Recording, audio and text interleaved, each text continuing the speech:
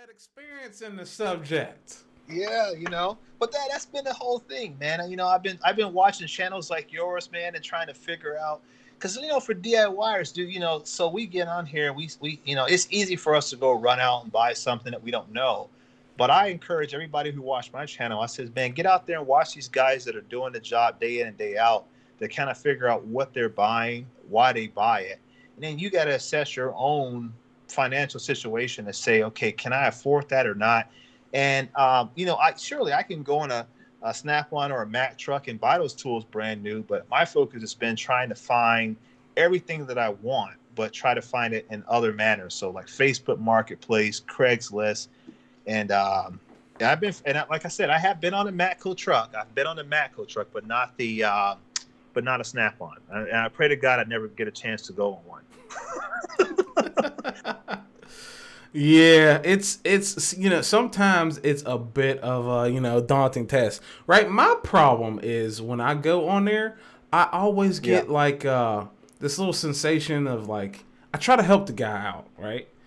So my Yeah. usually in my area the Snap-on guy is not really that popular. So Yeah. uh I come on there and I notice that no one else goes on the truck, and you know what I'm saying, I'm just like, oh, what little things can I pick up here and there Yeah. to help him out? You know what I'm saying? Because I Yeah. know how the Snap-on game works, right? Right. Uh, Right. and it's not really easy. Yeah. Yeah. I figured as much too. And that's how I felt with my Matco guy. My Matco dealer, he and I had known each other for like 10, 11 years, but well before he ever picked up an idea of being a Matco dealer. And so I get on there with him, and he sold me a lot of stuff. I got a lot of Matco things. I've got pretty much every Matco ratchet that they got out right now. And but he hooks me up with good deals, and I like you, I like supporting him on the truck and everything like that. He's a young guy, Mm. got a young family, it's not like I go in there and I buy something just because I don't need it. I buy stuff that I say, oh, okay, I could upgrade, or I wouldn't mind having one of those, and I'll buy it like that. Yeah, yeah. Yeah. So we got a comment here. This is Thomas Family says, "Don't help the Snap-on guy out." Well, that's I helped the Snap-on guy out, right? Because he is like a franchise operator, right? He's not. Yes, he's a representative of Snap-on, but being that he's pretty new, pretty green, you know what I'm saying? This Yeah. is like his like the old guy. He retired because he couldn't cut it. He was a bit of an asshole, but Yeah. this new guy 3 months deep into this, being a franchisee, and you Yeah. got bills to pay, you got Snap-on to pay, you got your truck loan to pay, you got all these tools to buy, right? And you got to buy so many tools per month, or Yeah. it's really a lot, and I know how stressful that could be, because a Yeah. regular franchisee, you think it's like Subway, Right. it's the same thing. They have to Yeah. literally pay Snap-on to have their name on the side of their truck. Then they have to pay for the truck. Then they have to pay Snap-on to get the tool, and it's a lot. So I help the guy out as Yeah. best I can, not Yeah. necessarily Snap-on. And right now, I think too, you hit a good point, right now. And I think that the dealers, right now, it's more important than ever. If I say that correctly, it's more important forever right now for a tool truck dealer to be very, very close and supportive of his consumers, because, like you said, like your video is Tecton, right? Mm. And I know that you're impressed with the angle wrenches, but I also know that a lot of other people are. And like you said, they sold out when they first came out. So you've got Tecton, you've got Capri, you've got Sunex, you've got Gray Pneumatic, you've got all these brands, Koken, you've got even the Japanese companies are trying to enter the game. So now you got everybody entering the game, making really, really great tools, offering really, really good warranties. So, and most guys that work in a professional setting, it's not like something breaks and they're like, oh man, I only got one of those ratchets. So, what am I going to do for the rest of the day?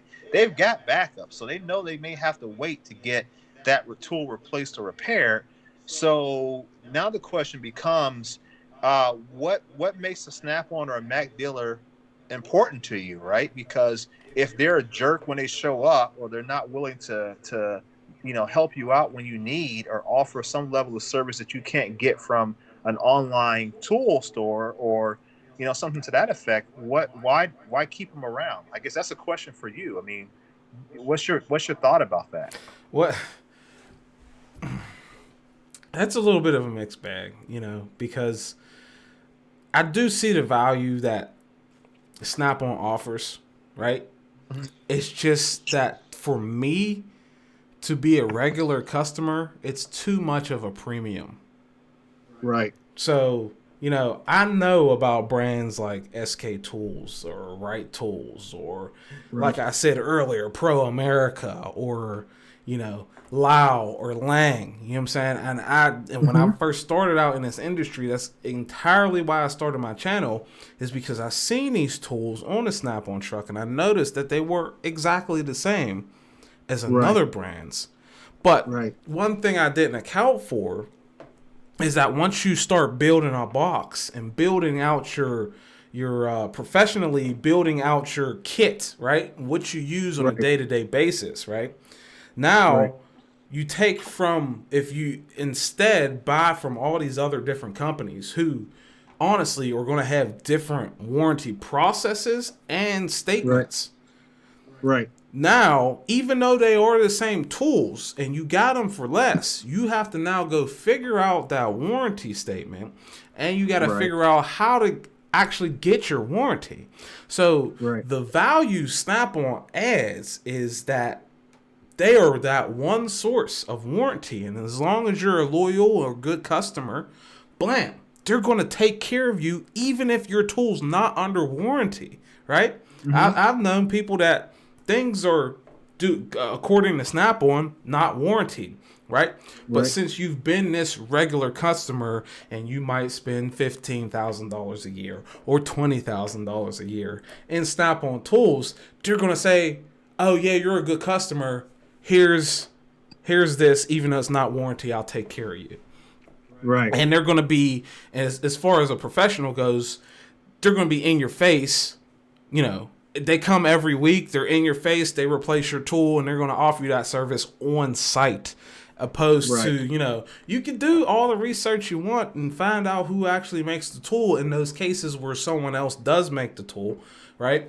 Hmm. But now you break it in the middle of the day. Now you have to wait to go home because you're working. You can't really do that at work. You got to wait to go home to figure out how to Hmm. send it off for warranty. You send them an email and they say, "Hey, ship it to X address." Or, you got to write down that address. Go figure out how to package the thing and send it back.